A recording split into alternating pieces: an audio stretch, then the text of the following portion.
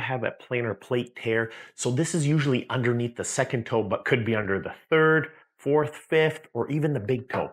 A plantar plate is the ligament that holds your second toe to the second metatarsal. We're going to go over the causes, the 4 grades, the recovery times, whether you need surgery or not, easy ways to fix it at home, and we're starting right now. So the plantar plate is a fibrocartilaginous structure that holds your second toe to the metatarsal phalangeal joint. So it's at the bottom right here. So a lot of the times when you're walking, you feel it underneath this one and this one. So right here, right here. And why does this happen? Usually it happens because, as you can see right here, the second toe is the longest. And when you come and land on it, see how right there, it absorbs pretty much all the stress. So as you come underneath here, you can see there's a lot of structures at the bottom, and you can see this whole thing's falling apart on me here.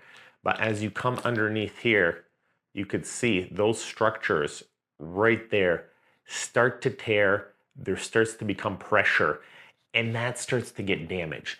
So there's 4 grades with a 0 grade. So really there's 5 grades. 0 means it's kind of bruised, it stretches. Grade 1 means it starts to rip a little bit. Grade 2 means it's partially ripped, but not yet dislocated. Grade 3 is the plantar plate starts to rip and is potentially partially ripped completely. I would say completely. And grade 4 is the structures on the side. So not just the plantar plate, but the supporting structures on the side are also ripping and becoming damaged. So with a grade 0, it's basically just injured. But as you get up to a 1, it starts to hurt. Then it starts to become damaged at 2 and loose.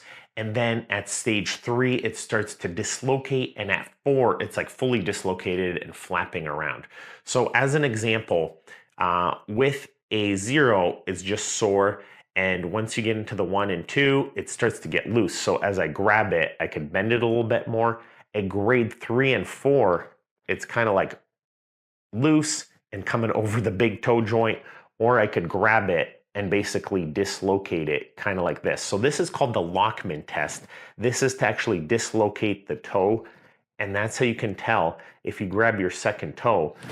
And this is where going to a podiatrist becomes important, because a lot of the times when I see things like plantar plate tears, capsulitis of the second toe, soreness of the second toe, metatarsalgia, ball of the foot pain, people misdiagnose these things and they waste years or months studying and treating the wrong stuff.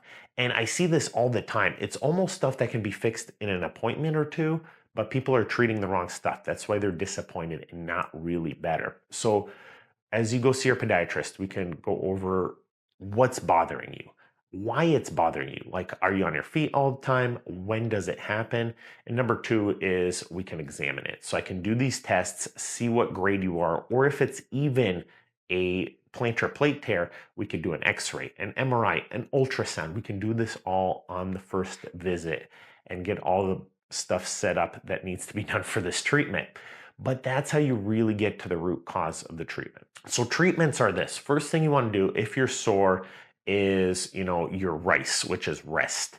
If you're damaging it, take a break. See if it gets better. Icing 20 minutes at a time will get that pain down. Compression doesn't really apply here, but there are braces, there are compression socks that can help. Elevation, not really that important in this case.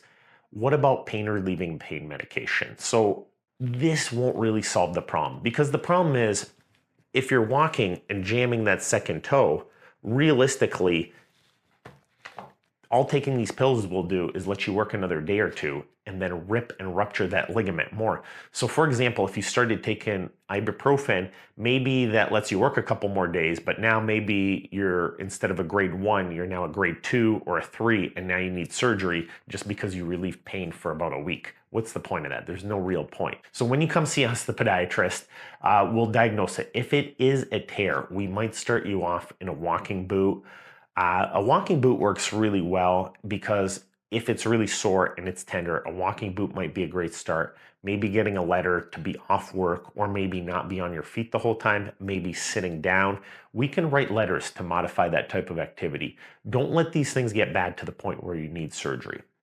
Number two is you want to get a good shoe or good slipper. So one of the easiest things is if you're barefoot and you're sore at home, get a good slipper. So this is my favorite Spenco slipper because even though it's pretty old and beat up at this point, it has an orthotic on the inside.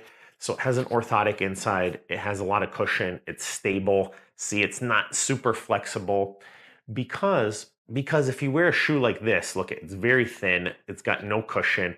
It absorbs all the pressure in the front. Kind of how we saw the toe bend earlier, that's what this shoe allows it to do. So if you're on your feet the whole time, maybe get a good shoe like this. Look at how stable it is. It bends in the toe a little bit, but the arch and the midsole absorb a lot, and it's got a stiff heel. You can see right here, I have my trusty custom orthotics in there. If that shoe's not doing it, that will do it for a lot of people. It'll start getting you better as a couple weeks or months go by. Maybe getting a good shoe like this. So this is a maximalist shoe. And again, they're down in our shoe recommendations, but look at all that cushion there. That is almost as supportive as a boot. Not really as supportive as a boot, but these are high quality shoes now, especially if you get an orthotic in there. So if you get an orthotic, over the counter ones, and again, these favorites are down in our show notes, look at how much pressure is normally put up here. As you get your foot on the ground, look at how much it stretches without the orthotic, but with the orthotic, look at how much it absorbs there. So it takes pressure off the front, takes pressure off the heel, puts it more through the arch, redistributes it equally. So while not getting 100% of pressure off that plantar plate, if it's not fully torn, not fully dislocated, that tendon structure and that ligament structure can heal in that area with that pressure off there. Surgery can be very effective as well. So number one, I like to look at why is the deformity happening. If you have a much longer second toe than big toe joint, sometimes that second toe needs to be tightened up. There's also plantar plate repair surgery. So that means we get in there with a small suture and we can re-suture that ligament at the bottom. We could readjust and put that second toe into the proper position. But the real key is still doing some of the stuff such as stretching, getting rid of the underlying factors like why is there so much pressure in the ball of the foot? There's usually a cause for why it happens. And I like to think about surgery like getting a new bumper for a car that's been in a car accident. Sometimes if the brakes aren't working, but you fix the bumper, you're likely to damage the bumper again. It doesn't just make sense to fix the bumper. You also want to fix the brakes.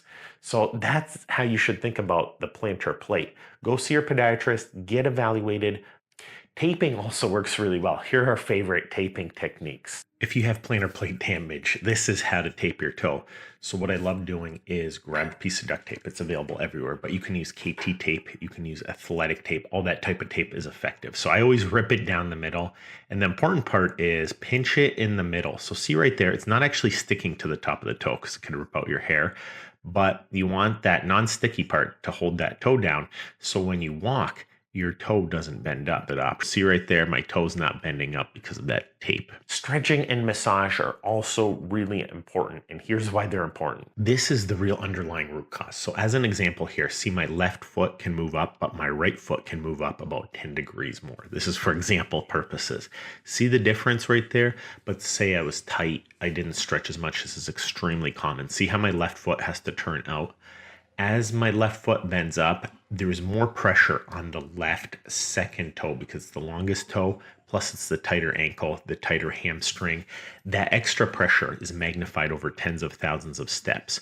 As a result, what you want to do is phase one, you want to decrease the soreness. So I love icing, freezing a water bottle. You could do a bottle, you could do a can. Just be careful so that can doesn't explode. These frozen ice balls for sale online are great, but they're better for the muscles, not so much the bottom of the foot. These rubber balls are really good for the bottom of the foot. They're like $1 at the dollar store, or you could get them on Amazon.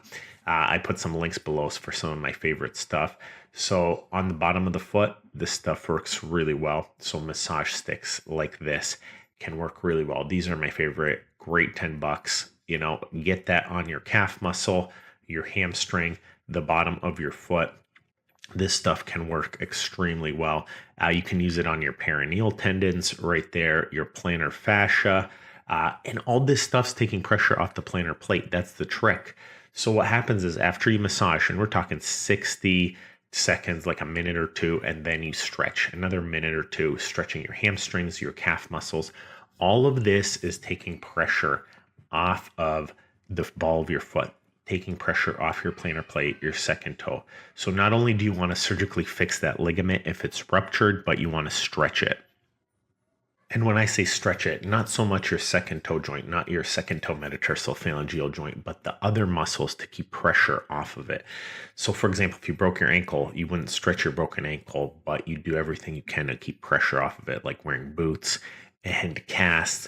So we're doing the same thing here by stretching our calf and hamstrings. That's what we're doing. So this is an ankle slant board. This works great. See how I can work my way up from 15 degrees to 45 degrees. This is my favorite way to long-term stretch and measure. Hey, guess what? We have a phenomenal book. I believe this is the premier book on chronic nerve pain and peripheral neuropathy pain on the planet. I've put years of work seeing tens of thousands of peripheral neuropathy patients, working with some of the best diabetic endocrinologists, the best doctors, the best neurologists in building out this book. For you, my viewers, we have a discount code available.